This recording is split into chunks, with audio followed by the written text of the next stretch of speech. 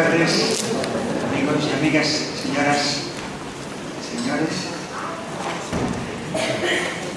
Hoy es la última actividad, por lo menos así más formal, aunque luego el centro sigue abierto hasta avanzado el mes de junio y reanudaremos en septiembre, pero hoy es la clausura, de cierta manera, por lo tanto tiene un aire un poquito más solemne y por otro lado pues, familiar y amical. Me van a permitir que no voy a hacer ninguna presentación de José Juan. José Juan no sabe muy bien si ha acabado de irse o no, nos gustaría que viniese más de lo que viene, pero es conocido. Tomarse en la memoria de la que yo voy a hablar está su foto, y el año pasado también, o sea que tendremos que seguir invitándole para seguir poniendo las fotos suyas. El año pasado en la memoria estaba la conferencia de clausura que tuvo Antonio Porras, le presentó, ¿te acuerdas? Y esta ya está la foto de la reunión de información de esta asamblea o encuentro ignaciano que con Loyola el mes de abril, que tuvimos el 15 de abril, ya una reunión informativa, ¿no? Está también Araceli, que también está en la foto. Permítame no comentar nada de la memoria que está dicha, toda la información, sino precisamente hacer algunos subrayados. Pues esto es un anticipo de la memoria. Entonces, toda la información que está ahí no la voy a repetir, pero permítame que diga algún subrayado, simplemente. Bueno, el centro como tal está organizado sobre todo en 3 áreas, aunque tenemos otras dimensiones o actividades. Quiero llamar la atención sobre el área social. Nos está funcionando, yo creo que con buen ritmo, el grupo de Entreculturas, organización para ayuda al desarrollo, particularmente en temas de educación, de la Compañía de Jesús, y además la Comisión de Hospitalidad, que tiene que ver con un trabajo intenso que está haciendo el conjunto de obras y instituciones de la Compañía de Jesús en toda Andalucía, es decir, las 2 grandes zonas, Andalucía Occidental, de la que es delegado del padre provincial José Juan, y Andalucía Oriental. Esa Comisión de Hospitalidad ahora mismo está promoviendo también la campaña Yo soy tierra de acogida. Yo soy tierra de acogida. Habrán visto a la entrada un cartel pequeño invitando también a adherirse con la firma a la campaña Yo soy tierra de acogida, la cuestión de los refugiados, como campaña de incidencia política, social y cultural ante esa problemática. El área de espiritualidad, que tiene 18 grupos en el centro, que están ahí enumerados, con también trabajo de acompañamiento en el que participan las personas, seglares, jesuitas, grupos de oración. El área de cultura quizás sea lo más renombrado o reconocido en el centro, Laura Rupe, que venimos funcionando con las conferencias que aparecen en la página tercera, en la página de la derecha, todas enumeradas, incluso las que todavía no habían tenido lugar, como la de hoy, pero ya está incluida. Incluso me ha dicho Antonio que en la estadística habíamos ya calculado una cierta asistencia, o sea que está promediada. Pues yo he dicho, bueno, faltan, pues no, ya está promediada. Pero quiero subrayar algo que yo creo que es muy peculiar de este centro, el conjunto de los 17 centros Fe, Cultura, Justicia de los jesuitas en España, que es el programa musical, un programa realmente bastante excepcional, por la cantidad de intervenciones de jóvenes profesionales que se incorporan al ejercicio profesional, o de jóvenes profesores o que tienen que acreditar alguna actuación musical y que se desarrolla sobre todo, como ustedes saben, a partir del mes de febrero-marzo. La apertura del centro a otras instituciones, grupos, movimientos, etc., yo creo que también es bastante notable y es bueno tenerlo presente, tenerla presente. En concreto, número no todos, evidentemente, la Pastoral de la Salud de Sana, que han estado reunidos esta tarde aquí, cada mes y medio están reuniéndose. Hace poco tuvimos el mercadillo de cursillos de cristiandad, Zoco, de colores. Cáritas sabe que cuenta aquí con su casa y lanza desde aquí la campaña de caridad del Corpus Christi, y además este año, que creo que fue realmente importante, tuvimos aquí el Día de la Mujer Trabajadora, aparecimos, Centro y Cáritas, el conjunto de actividades de la mujer trabajadora, el 8 de marzo en Córdoba. Desde aquí se reparten también cestas de huertos ecológicos, los amigos del Camino Santiago, bueno, cierta variedad de actividades. Estamos en los medios electrónicos, Facebook, Twitter, YouTube. Bueno, y tenemos desde el mes de enero, si no recuerdo mal, sale puntualmente el 31 o el 30 de cada mes o el 1 del mes siguiente. Es decir, en eso hemos sido rigurosísimos. El boletín muy modesto, Fronteras, pero que ustedes tienen acceso a él, y aquí venía la conferencia anunciada de hoy, con esto estoy acabando, en el que transmitimos alguna información del centro, alguna comunicación de algo interno, bien sea de la compañía o del área de centros de justicia y cultura, y a veces algún documento que puede ser especialmente relevante. Antes difundíamos los documentos de Cristianismo y Justicia, pero ahora también difundimos otros documentos. En este último, que acaba de salir, el día 1 de junio, pues el discurso del Santo Padre cuando recibió el premio Carlomagno. Un discurso interesantísimo y, bueno, está en la web, evidentemente todos podemos leerlo en letra más grande. La letra es un poco pequeña para que quepan las 4 páginas. Y, por eso lo traigo aquí también, están los 10 puntos que el sector jesuitas social, el área del sector social de los jesuitas de España, han lanzado hace unos días, y en realidad esto es una premier, porque todavía no está oficialmente comunicado, creo que se comunica el lunes que viene, oficialmente se da a conocer a la prensa, los 10 puntos sobre el tema de los refugiados, que están también en una hoja invitando a que ustedes firmen, pues lo considero oportuno, evidentemente, esta campaña de recogida de firmas para continuar sensibilizando y presionando a todas las instancias públicas y sociales para cambiar de mentalidad y de políticas. Y por último, en la última página, aparte de otras informaciones, me he comprometido a no repetir ninguna información que ya está dicha en el papel. Hay una cierta información, cierta. Yo comprendo que para una persona que sepa algo más de contabilidad, pues ya esto no es muy... Pero bueno, por lo menos ven ustedes que están los gastos proporcionalmente distribuidos, un 68% en el personal, un 19% de los ingresos. Yo creo que aquí nos ha jugado una mala pasada, pues una buena pasada, precisamente que no se vea mucho qué es lo que hay de aportaciones. Hay bastantes aportaciones, algunas hay, bastantes grupos que tienen alguna actividad aquí, pues hacen alguna aportación. Bueno, son 4,89, pero no se ve muy bien. A lo mejor se puede crecer, el año que viene son 10. Vamos a lanzar una campaña a partir del mes de septiembre, amigos del centro San Hipólito, para que podamos colaborar los que quieran, por supuesto, con absoluta libertad. Y por último, antes de decir algo del conferenciante y de la conferencia, es decir, que al acabar, si les parece bien o no, un poco excepcionalmente, pero nos tomamos a conjuntos, que es una manera de seguir hablando, de seguir comentando, y cada uno pues tenga libertad para quedarse o irse lo que le parezca oportuno. Y eso hay que agradecérselo, como tantas veces, a Antonio Chacón y a Lely Criado, que nos está por aquí, pero bueno, es ella la que también ha colaborado, y otros también, pero bueno, los dos yo creo que es justo reconocerlo. La conferencia, pues el título no lo ha puesto el conferenciante, sino que lo ha puesto el servidor, pero bueno, había que equilibrar.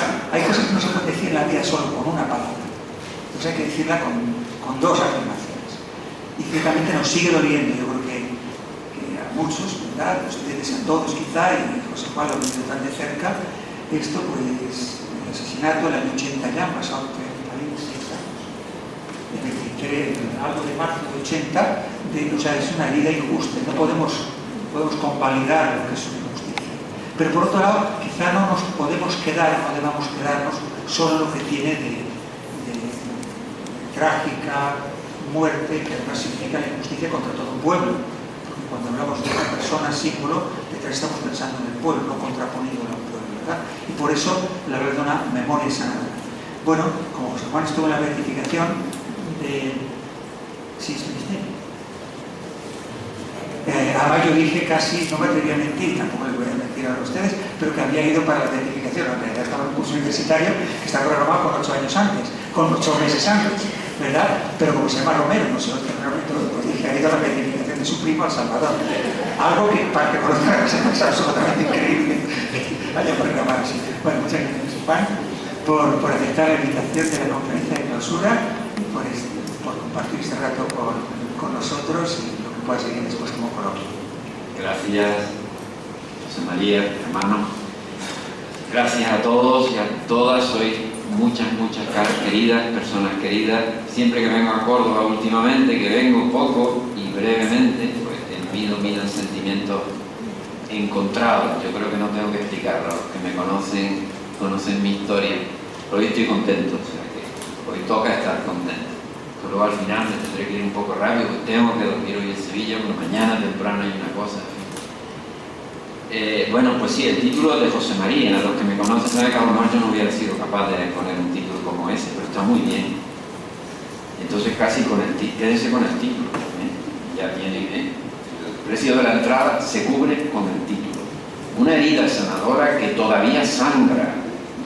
Algo aludido José María. Monseñor Romero fue herido, pero el pueblo en muchos lugares del mundo, desde luego en El Salvador, está siendo herido y está sangrando. No estamos hablando de un ayer que ocurrió en no se sabe dónde, ¿no? Sino estamos hablando de un hoy, de unas heridas que están abiertas en muchos lugares del planeta, de las que Romero es de alguna manera un exponente, magnífico dicho, sea de paso, pero no es más que un exponente. Estamos hablando de millones de heridas. Pero también es verdad que memorias sanadoras hay pocas. Parece como que no tenemos a dónde agarrarnos. No sé si a ustedes les pasa lo que a mí, en estos momentos. Echamos de menos memorias que den sentido a lo que pasa. Memorias que consuelen de alguna manera, sobre todo a los que están más heridos. Porque, bueno, nosotros estamos heridos, ¿verdad? Pero vamos, comparado con lo que dicen que hay por ahí, solo con lo que yo he visto, pero además lo que yo no he visto y que hay por ahí, nuestras heridas realmente son pequeñas, pero heridas grandes hay muchas. Y memorias sanadoras hay pocas.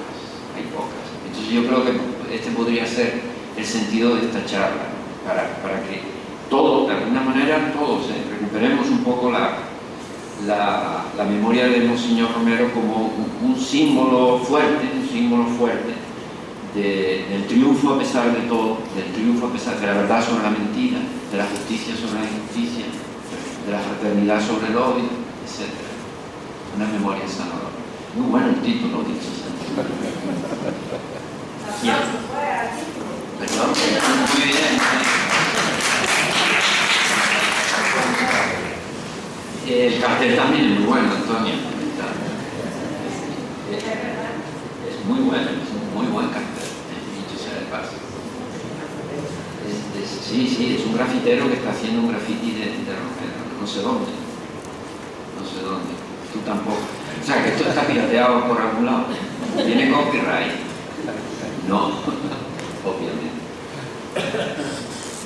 Y recientísimamente me llega la noticia de la aparición de un documental muy bueno que no tengo, pero que me atrevo a lanzar antes y no aparece en internet por libre. Seguro que aquí hay personas que son capaces de recuperarlo. Muy reciente, que ha sido presentado en El Salvador, concretamente en la UCA recientemente. Yo no estaba, obviamente, yo este año no he ido a la UCA.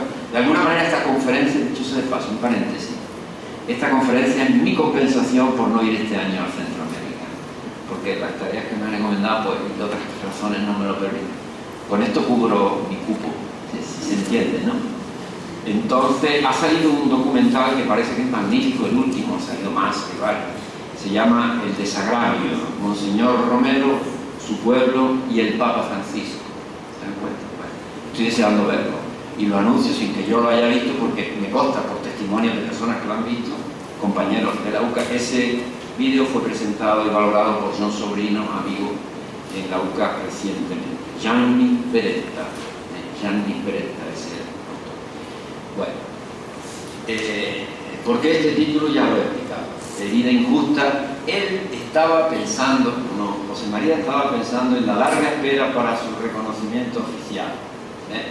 Yo le he dado un salto cualitativo. No se trata solo de que fue injusto, la herida es injusta no solo porque a Romero no se le haya reconocido a su debido tiempo. La herida es injusta por lo que les he dicho antes. No te importa que te corrija la planta. Y la memoria es sanadora porque Monseñor Romero fue profeta y fue mártir y demostró que hay cosas por las que merece la pena vivir. Hay cosas, las mismas, por las que merece la pena morir. De alguna manera, si hay algo por lo que no merece la pena morir, esto lo he repetido muchas veces, a lo mejor ya me la morir. Si hay algo por lo que no merece la pena morir, tampoco merece la pena vivir por eso. Y hay mucha gente que vive por cosas que no merecen la pena. Romero vivió por cosas que merecen la pena y murió por cosas que merecen la pena. Por eso es profeta y es mártir. Le llegara cuando le llegara su reconocimiento. Voy a hacerlo, esto es una charlita que doy en otros contextos más sencillos que este. Aquí parece como que esta sala tiene pero bueno, estamos entre amigos y eso me hace sentirme cómodo, ¿no? Y de alguna manera va a ser muy sencilla. Una introducción que es muy biográfica, muy autobiográfica. Una palabrita sobre la vida y muerte de Monseñor Romero. Aquí hay personas que se lo saben de memoria, incluso puede que cometa yo algún error de tipo cronológico o de lugar, pero bueno. Y luego 2 palabras sobre por qué Monseñor Romero es profeta y mártir. Lo de mártir parece que no tiene duda, pues hay quien lo duda, hay quien lo cuestiona. En fin, ya después de la beatificación se cuestiona menos. ¿Por qué hemos elegido hemos elegido este tema, Monseñor Romero? Bueno, porque hace poquísimo más de un año que fue beatificado y porque yo estaba allí. Me parece una razón más que suficiente para hablar de algo que yo he vivido muy de cerca, como es la beatificación, lo cual es empezar por el final. Pero el título me justifica de alguna manera, porque si la memoria es sanadora, en este caso estábamos haciendo alusión a este, de alguna forma, acto oficial de reconocimiento de que Romero fue un ejemplo para la Iglesia, un ejemplo para la sociedad, un ejemplo para su país sobre todo. Y les voy a hablar un poquito de la ceremonia de beatificación, porque es probablemente uno de los momentos más consoladores de mi vida. Entonces, bueno, estamos entre amigos, pues lo saben, los que saben que estuve allí, que yo fui sin saber seguro ni mucho menos que iba a coincidir, y me lo gocé. Te voy a poner unas cuantas fotos, sin más, o sea, esto solo se ve mirando.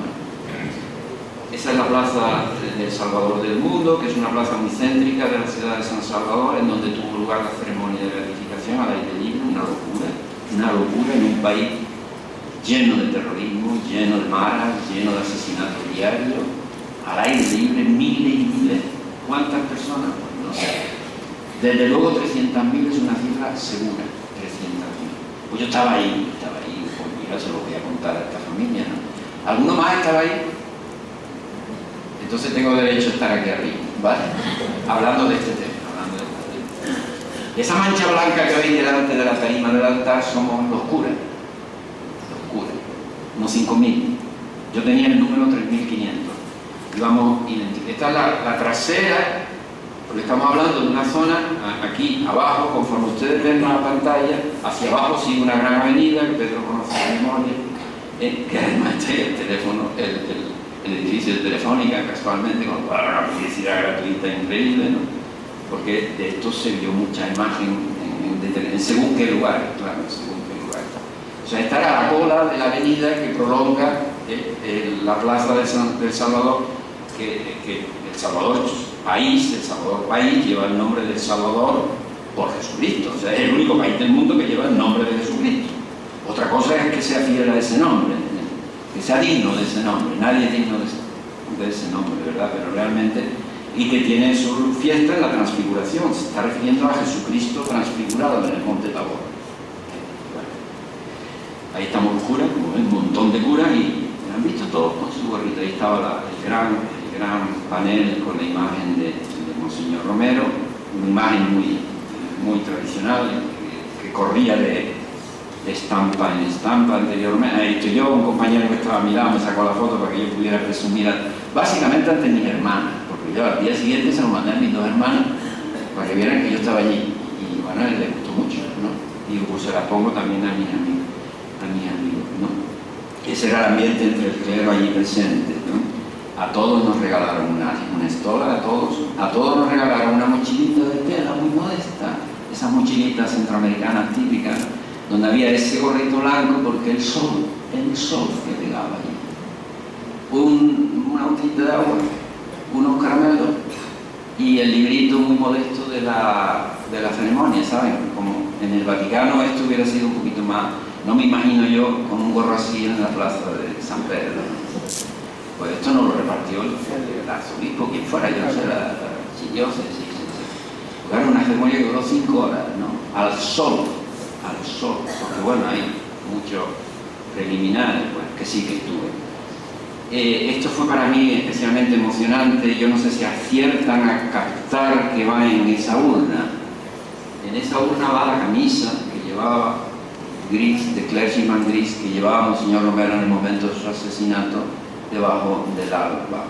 con un agujero. Todos hemos visto en el Museo del Hospitalito de la Misericordia, porque a él lo mató una bala en el corazón inmediatamente. Y ahí los jóvenes seminaristas, recién ordenados, lo sacaron en un momento dado en medio de la ceremonia. Pero la ceremonia, además de mí, en algunos curas, había mucha gente, este tipo de gente. Y esta foto, yo no hago fotos, todas estas fotos las he bajado, me las han prestado, me las han cedido. Yo no hago fotos, ¿no? Este es el pueblo de allí, y el pueblo de allí estaba feliz.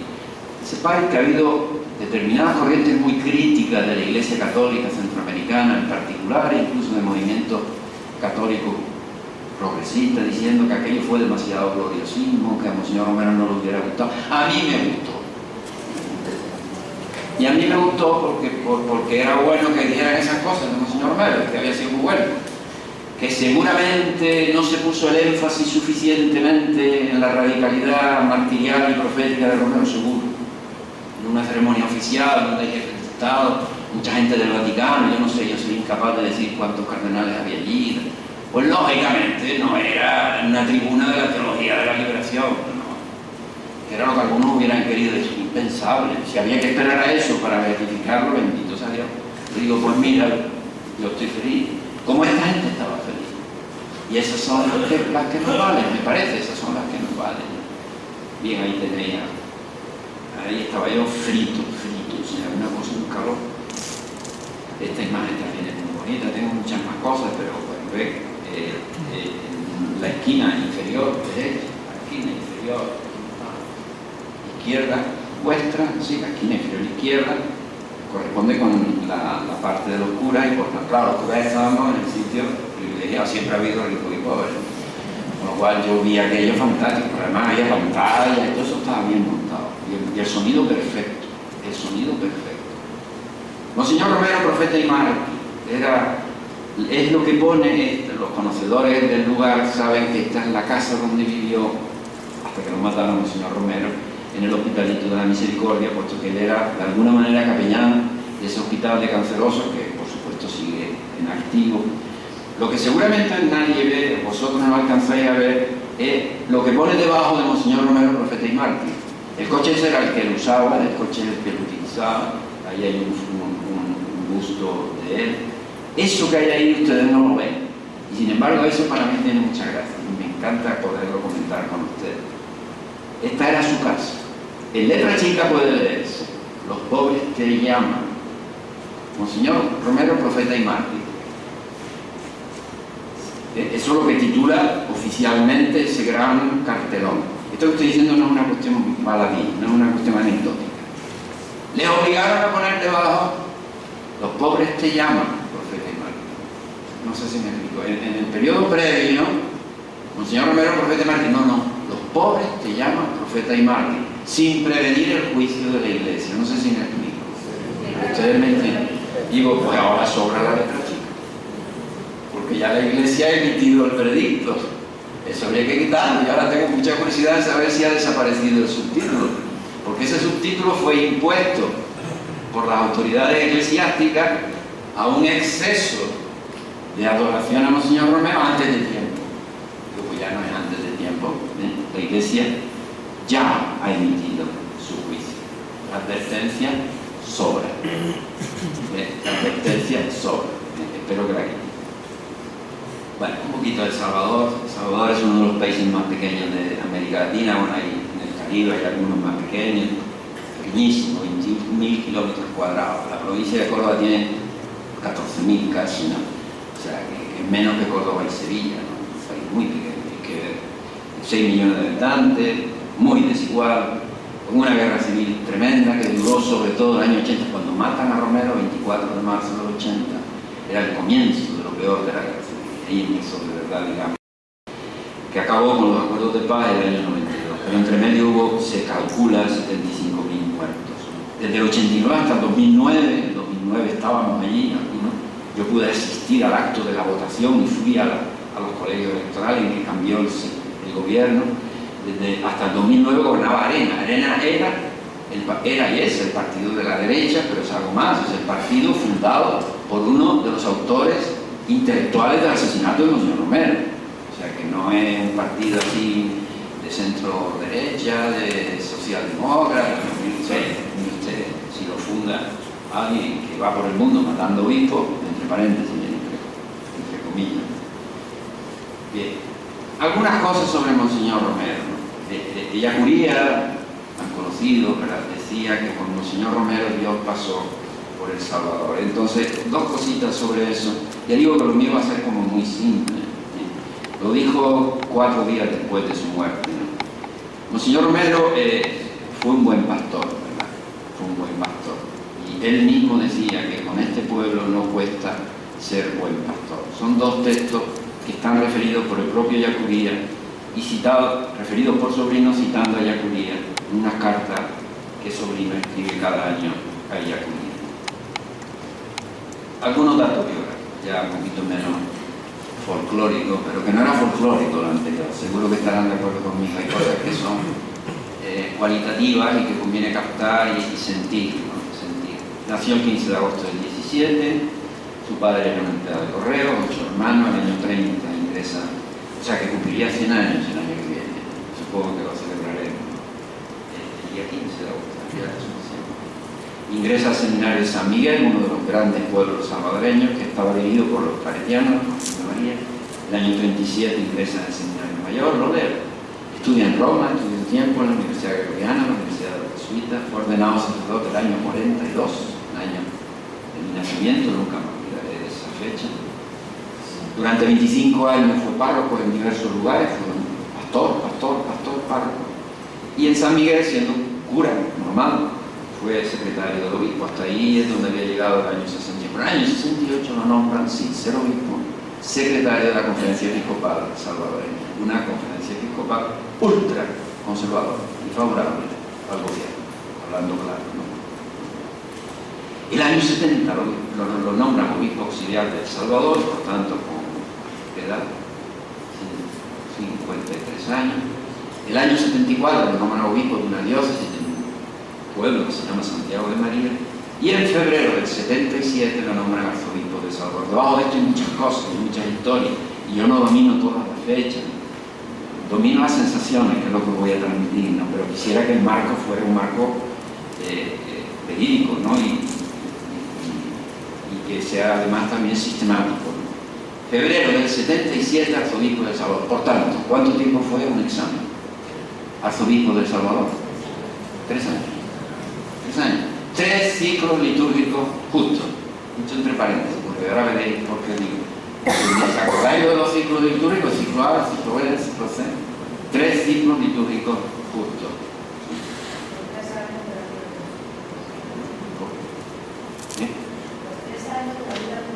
De Jesús. Pero además, bueno, ahora volvemos a Cristo.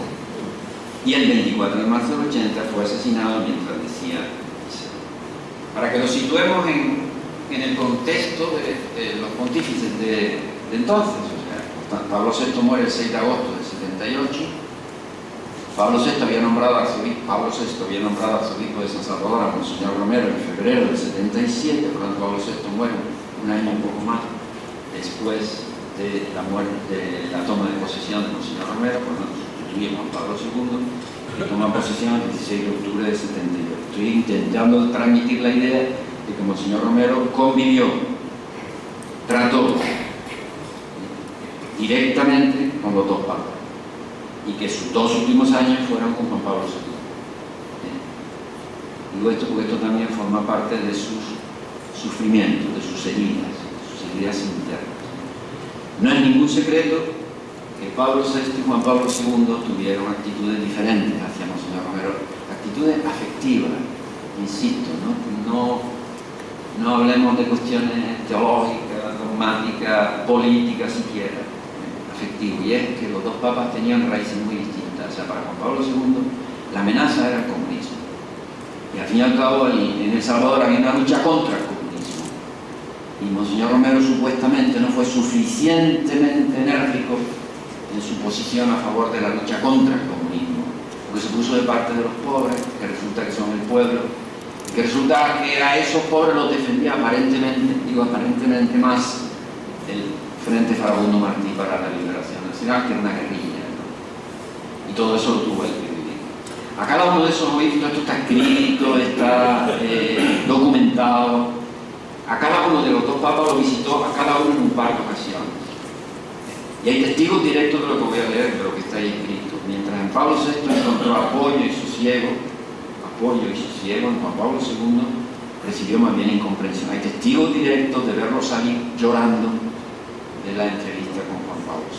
Más tarde Juan Pablo ya, un poco más tarde, se mostró más benévolo, pero le costó. Eso ha influido mucho luego en ese retraso, en reconocer la batería se está agotando.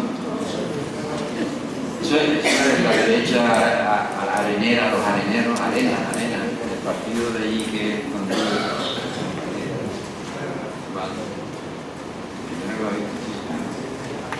hay más. Y aunque digo esto, es un tema delicado, ¿verdad? Pero si no digo esto, no digo algo importante. Si estas cosas, él las sufrió mucho. Y probablemente le ayudaron a ser más santo, dicho sea de paso, más santo, porque eso, estamos hablando de un periodo muy corto de vida al final.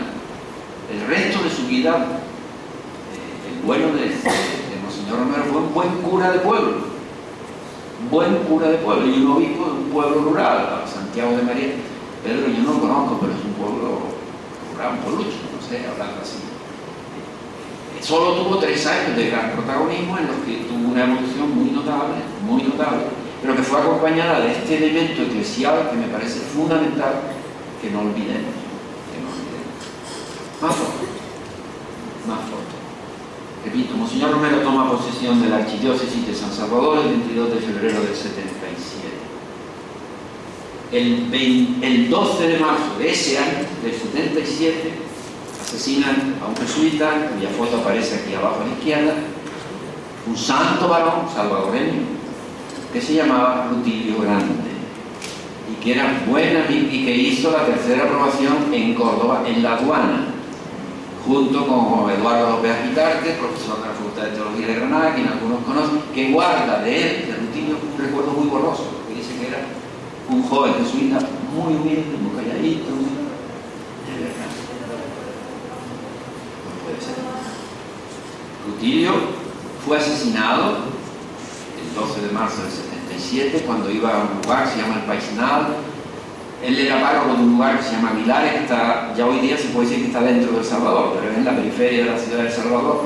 Y él estaba visitando unas zonas más rurales de su parroquia con unos catequistas y se lo cepillaron a golpe de metralleta, un comando claramente mandado por el gobierno.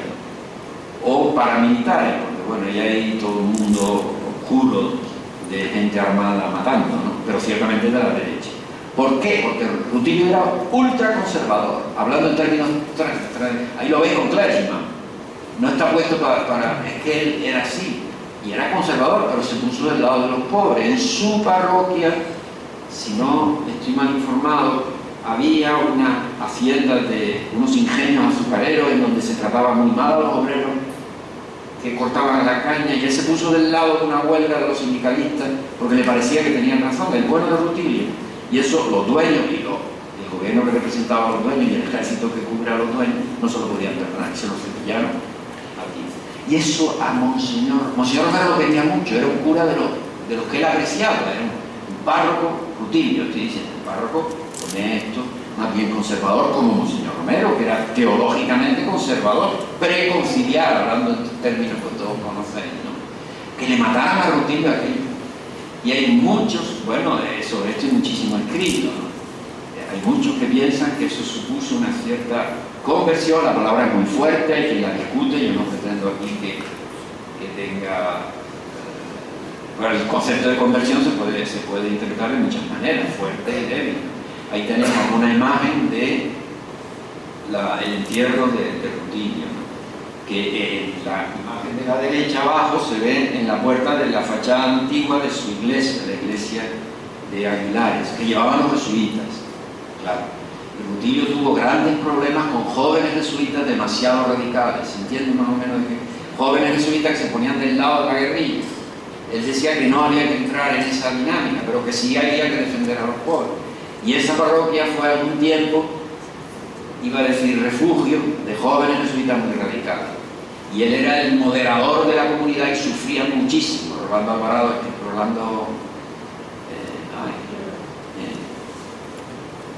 sobrino de Fernando Cardenal, Rodolfo Cardenal ha escrito la mejor biografía sobre el Rutilio que existe, utilizando un privilegio que no tenemos ninguno de nosotros, la documentación oficial privada de la Compañía de Jesús.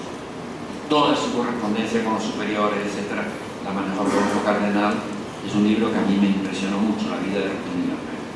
¿Por qué pongo tanto énfasis en Rutilio? Porque todo el mundo reconoce que en Monseñor Romero eso supuso un antes y un después. Y acababa de llegar le pilló al principio casi de su obispado, de su arzobispado, ¿no? Arzobispo. He puesto esa con Pablo VI porque me parece entrañable. Esa es una de las dos entrevistas que tuvo con Pablo VI. Entonces la palabra conversión la pongo con interrogación, en el sentido de no, lo único que es que cayó en la cuenta de que él estaba siempre como muy cerca del gobierno y pidiéndole a los curas que fueran más moderados y diciéndole que no se metieran en política y que el gobierno estaba intentando hacerlo bien. Él quería salvar al gobierno. Y a partir de este momento se dio cuenta de que no se podía fiar del gobierno. Un gobierno de gente que iba a misa, ¿se entiende? Un gobierno de gente que es de comunión casi diaria, ¿no? Un gobierno de gente que supuestamente defendían a la iglesia. Y él dice, no, esto no puede ser, se matan a Rutilio, aquí hay algo que no funciona. Y entonces ciertamente eso cambió mucho su ahí lo tenéis, bueno, esa es la estampa que guardo desde hace muchos años. En la entrevista, de nuevo otra foto de la entrevista con Pablo VI. Pablo VI no era un ejemplo de fusión, ¿verdad? Pero se ve que se sabe que a Romero lo trató con cariño, con delicadeza, que veía la situación dura en que estaba. Y la otra foto la puse porque para mí tiene mucho de Romero, que en este momento está inaugurando unas viviendas mínimas que se fabricaron en El Salvador con el liderazgo de un gran amigo nuestro que es Antonio Fernández Ibáñez, un jesuita de Burgos que murió de cáncer, una gran persona. Y que cuando entró Romero, él decía que Romero era demasiado conservador. Antonio Fernández Ibáñez, jesuita, que es el alma de ese proyecto de vivienda mínima, bueno, el problema de la vivienda en muchos lugares, en Centroamérica, ya saben. Y ahí está, y para mí esta foto es entrañable. Yo conocí, quise mucho a Antonio Fernández Ibáñez, lo mismo que Pedro que está aquí, que recuerda también. El asesinato, pues todos habéis visto estas fotos, y si no, pues la veis ahora. Diciendo misa el 24 de marzo por la tarde, un comando llegó a la puerta de la iglesia. Aún hoy, cuando uno va allí, no se imagina algo posible que alguien haga eso. Y se pararon en un jeep, las puertas todas abiertas, porque las puertas ahí están abiertas.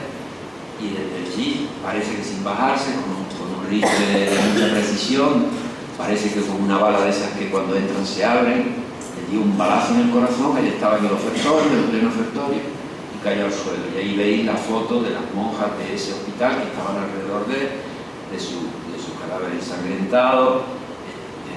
Realmente da ternura ver esto. ¿Quién las hizo? Pues alguien que estaba en la misa. Era una misa por un difunto de una familia bien. Era la misa por un difunto. Pero él solía decir misa en este lugar, en el hospitalito, en la capilla del hospitalito. Ahí tenéis a las monjas que se le habían dado cuenta de que estaba muerto, ¿no? Desesperadas, ¿no? Esta foto me parece entrañable, ¿verdad? No ha sido hecha para una exposición, es una foto no profesional. La capilla hoy es esta. Imagínenselo a ella con la casulla ahí al fondo donde está el cura, y el lugar desde donde está sacada esta foto es el lugar donde se puso el tirador y donde le pegó el tiro un solo disparo. Por eso en la camisa de clergyman que llevaba debajo del alma, pues apareció un solo agujero, y así se ve en el museo donde se conserva. El funeral fue un desastre. El funeral de Monseñor Romero fue una manifestación ultra multitudinaria en la que, esto sería muy largo, pero en la que el ejército, entre otras cosas, se dedicó a tirar sobre la multitud porque decía que había gente armada, lo cual es, bueno, en El Salvador gente armada por todos lados. La cuestión es saber quién no está armado, ¿no? O sea, eso de que la gente lleve la guantera del coche normal, una pistola, pues eso es pan nuestro de cada día. Entonces, en este acto de entierro del señor Romero, como decían que había un intento por parte del Frente Farabundo, de la guerrilla, por utilizar políticamente, y eso seguro que por utilizar políticamente la figura de Romero, en un momento dado, el ejército que estaba apostado en las azoteas vecinas disparó sobre la gente y hubo muchos muertos. Tengo por ahí una crónica para edición. Este es el interior de la catedral y esta es la salida del féretro, que solo algunos se darán cuenta de quién lleva el féretro. El féretro lo llevan algunos curas, ¿se dan cuenta? El de la derecha último de atrás es Ignacio Ellacuría. No sé si reconocen más o menos la imagen, mucho más joven. Lo mataron 9 años después, las fotos que tenemos son más recientes. Esta es la foto de Ignacio Ellacuría en el 80. O sea, señal de que como que de alguna manera para él Romero cargó con él. Ahora comprenderán también que luego en el periodo que continuó Ellacuría escribió mucho sobre Romero. Cuando dije que eran 3 ciclos litúrgicos, aprovecho para hacer publicidad comercial, ¿no? La UCA ha tenido el cuidado de hacer una edición crítica de todas las homilías que pronunció Monseñor Romero en la catedral en los 3 años, que son 3 ciclos litúrgicos, en un total de 6 volúmenes, que yo compré, que tenemos en nuestra casa, en Córdoba, y que yo suelo consultar de vez en cuando, porque te encuentran los 3 ciclos litúrgicos comentados por él. Pero una homilía de Monseñor Romero no es una homilía de San Hipólito, esa que nos dicen no más de 10 minutos, no, de 3/4 de hora, que menos, es que si no la gente decía, ¿qué pasa, Monseñor? ¿Qué le pasa? La gente, y radiada por la radio del obispado, en donde él siempre tenía 3 partes: la palabra de Dios que había leído, los hechos de vida de la iglesia esa semana y los hechos políticos que él tenía que condenar o que resaltar de esa semana. Y por eso lo acusaban de político, porque todas las semanas, toda la homilía era larga, 3/4 de hora como mínimo, y saludaba a la gente y la gente aplaudía. Todo eso fue grabado por magnetofón y ha sido transcrito por cuidado de la UCA, e incluso hay correcciones a lo que decía Romero, porque algunas citas bíblicas están equivocadas. ¿A quién de los que predicamos no se nos ha colado alguna vez, como dice muy bien San Juan, y no era San Juan, era San Mateo? Pues a él le pasaba también, y entonces en nota pie de página se dice, Monseñor Romero dijo Juan 14:6 y está equivocado, porque él no escribía las homilías, tenía un guión, y las preparaba con un equipo de gente que decían que los jesuitas le inspiraban. Había jesuitas que participaban en el equipo como él preparaba sus homilías, pero no eran, ni todos eran jesuitas, ni solo eran jesuitas, ni siempre eran jesuitas. Un par de textos, estoy terminando, porque yo creo que el mensaje está dado, ¿no? El mensaje está dado. Yo quisiera hacer esto un día o 2 o 3 días antes de que lo mataran. Yo quisiera hacer un llamamiento de manera especial a los hombres del ejército. Este es muy famoso este texto. Y en concreto a las bases de la Guardia Nacional, de la policía, de los cuarteles. Hermanos, son de nuestro mismo pueblo. Ustedes son, estamos hablando en términos de cómo se habla de Centroamérica y en Canarias. Son de nuestro mismo pueblo. Matan a sus mismos hermanos campesinos. Y ante una orden de matar, que de un hombre debe prevalecer la ley de Dios que dice no matar. Ningún soldado está obligado a obedecer una orden contra la ley de Dios. Una ley moral nadie tiene que cumplir. 3 años antes esto él no lo hubiera dicho. 4 años antes esto él no lo hubiera dicho. Él llegó a la conclusión que todos los crímenes y los muertos que había, empezando por el de Rutilio, pero le mataron a unos cuantos curas, no crean que Rutilio fue el único, y montones de catequistas, y monjas, Itafor. ¿Quién ha oído hablar de Itafor? Nadie. Todo el mundo ha oído hablar de Ellacuría. Pues Itafor fue asesinada con otras compañeras religiosas en el camino que venía del aeropuerto de Salvador a la capital. Ellas regresaban de Nicaragua, las violaron, las mataron, las dejaron semienterradas, y tiene un libro de Itafor que yo he leído, autobiográfico, recogido por su hermano con la ayuda de Tim Brackley, un jesuita amigo, que es una maravilla. De ahí he tomado yo la frase de ella, mártir por tanto, posterior a San Juan. Fue en el 80, pero después, en noviembre o octubre del 80. A una sobrina suya le recomienda a ella que elija una vida que merezca la pena vivir, que es lo mismo que elegir una vida por la que merezca la pena morir. Y a los 2 del día la asesinaron a Itafor. Todo el mundo ha ido a hablar del señor Romero, de Ellacuría, de los jesuitas, y nadie ha ido a hablar de Itafor. reivindico, porque hay miles y miles así, pero de luego centenares de religiosos, catequistas, etc. Monseñor Romero sin duda es el más representativo de todos. Durante mucho tiempo se acababa, desde hace un año para acá esto se acababa, se discutía si era profeta, si era mártir, que no se puede decir que sea profeta, que no se puede decir que sea mártir. Entonces yo quiero terminar simplemente con una reflexión que no está basada en palabras mías, acerca de la realidad de que Romero efectivamente es profeta y mártir, y por eso la Iglesia lo ha reconocido y por eso lo ha certificado.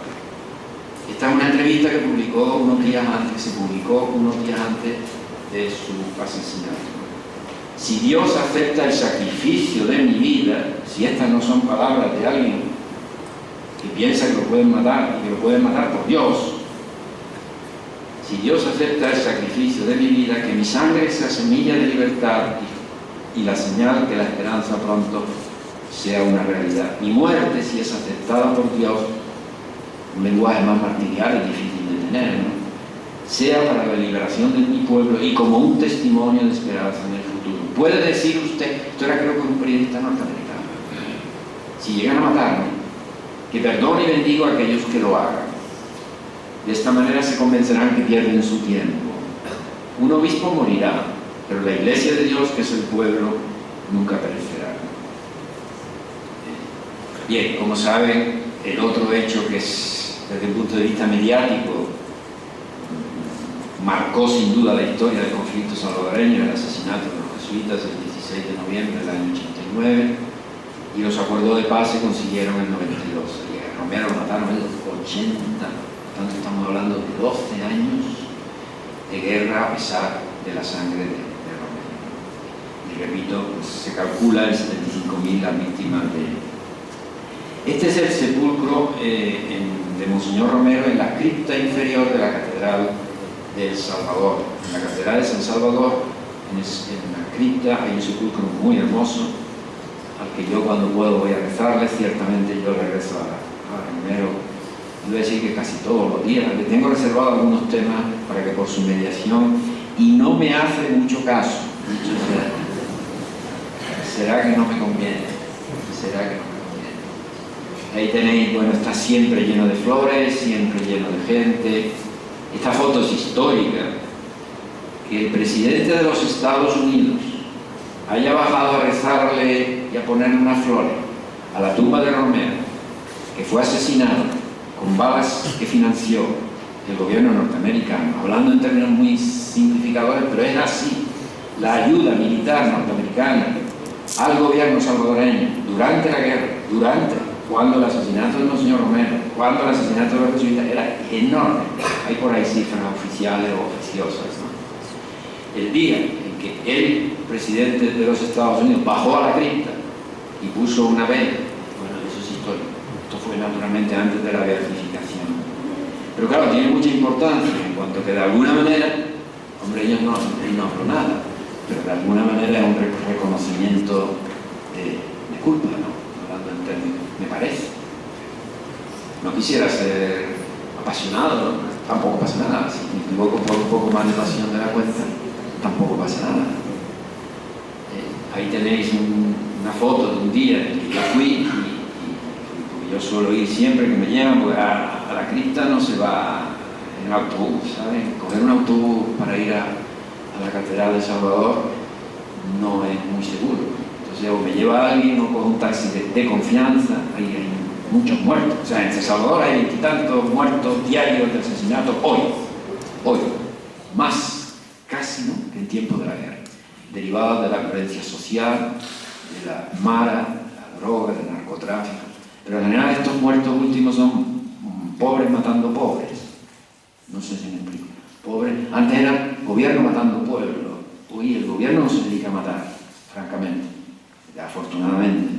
Pero pobres matando pobres, y eso es la guerrilla de las maras, etc. Entonces, los que vivimos aislados de ese mundo no nos enteramos, pero hay que tener mucho cuidado donde se mete uno, en concreto en la capital, en El Salvador.